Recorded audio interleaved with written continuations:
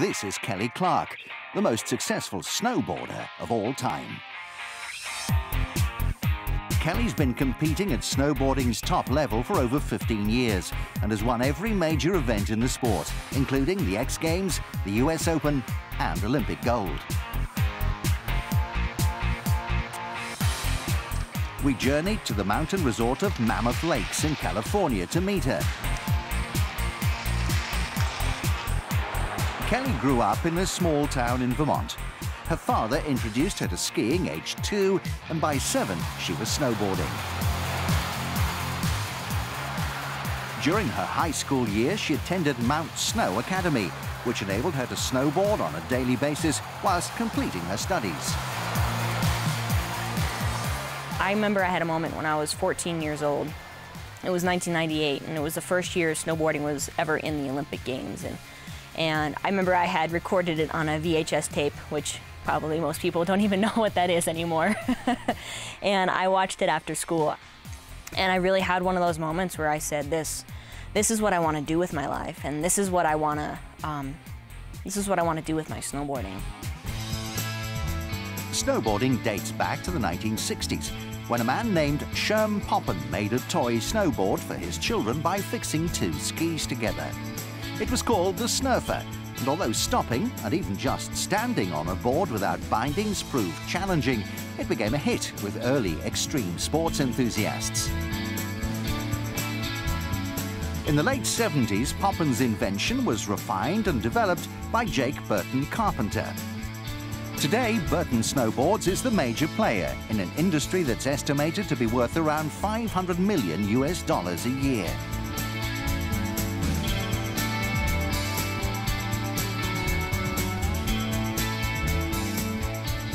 Snowboarding has made a seamless transition from a marginal activity with a rebellious image to a mainstream sport that's been embraced by the Olympics. As a veteran of 4 Winter Games, Kelly Clark has been perfectly placed to observe the sport's evolution. I think snowboarding's been really successful as an Olympic sport because it's relatable. Not everybody's out there on the weekends bobsledding with their families, but they're out there snowboarding with their families. And it's really given, I think, the Olympics kind of a shot in the arm in creating, something that this generation's youth can look to and relate to. But at the same time, you don't want something like a competitive event to fully define your sport when there's so many different elements to it. There's a culture that's a part of the sport that I feel like we need to, I don't know if protect is the right word, but we want to keep it intact, and we want to continue to invite people. So I think, the Olympics has been a great platform to be able to invite people into our culture, but we just need to make sure that we let it be, and we don't try and make it something that it's not. After winning gold at the Salt Lake City Olympics, Kelly finished 4th in Turin 4 years later, before picking up bronze medals at the 2010 and 2014 Winter Games in Vancouver and Sochi, respectively. The most decorated athlete, male or female, in her sport, Clark has remained amidst snowboarding's elite for so long because she has adapted as the sport has evolved. Her dedication to training would appear to be another reason. Kelly is one of just 2 members of her USA team group that regularly incorporate gym work into their fitness regime. It's no coincidence that they're the only 2 squad members who have consistently remained injury-free. Kelly first moved to Mammoth Lakes in 2002. With over 300 days of sunshine a year and up to 50 feet of snow a season, it's proved to be the perfect base. It was here that she met fellow Mammoth resident and snowboarding professional Kimi Fasani, who's become a regular training partner and one of Kelly's closest friends. Kelly is driven by being somebody that is able to lift the sport to a higher level, and being able to elevate snowboarding and progress women's snowboarding and to bring our community together. Those are all things that Kelly has done so well, and I think that's just what fulfills her, and that's what makes her really happy, and It's not necessarily all the contest wins, even though that's an amazing part of her career, but it's being able to bring out so much light in the world that's on a different level than just winning a contest. Kelly's competitive season runs from November through to April. During the off-season, she continues to travel the globe, attending training camps at Southern Hemisphere ski areas in New Zealand and Chile, and fulfilling a multitude of business, media, and motivational speaking engagements.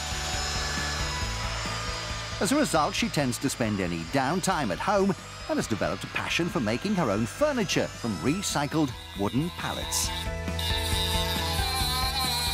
I'm definitely a do-it-yourselfer. You know, I have a beautiful home and I love to do all the work on it myself. Anything that needs to be fixed. There are a lot of phone calls to Dad. How do I do this? How do I fix this?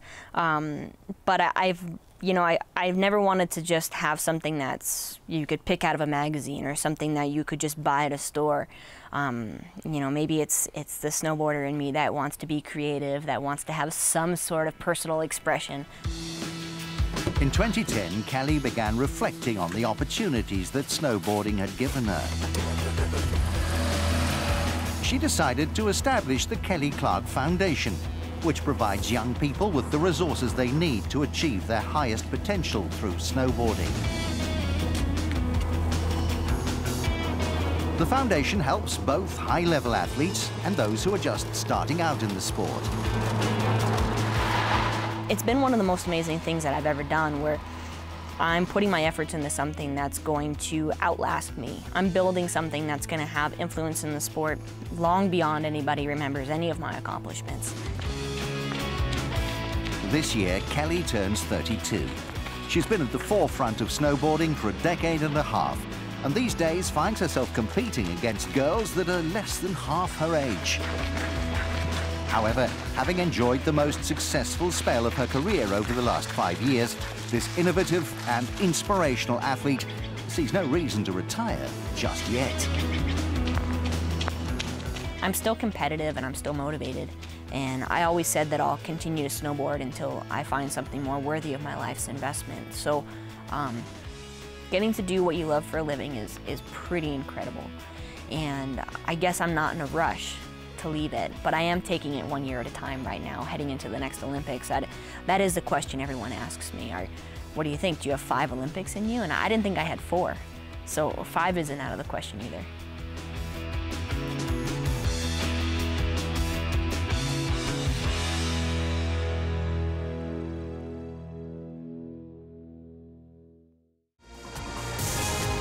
Subscribe now to our YouTube channel for the very best of Trans World Sports.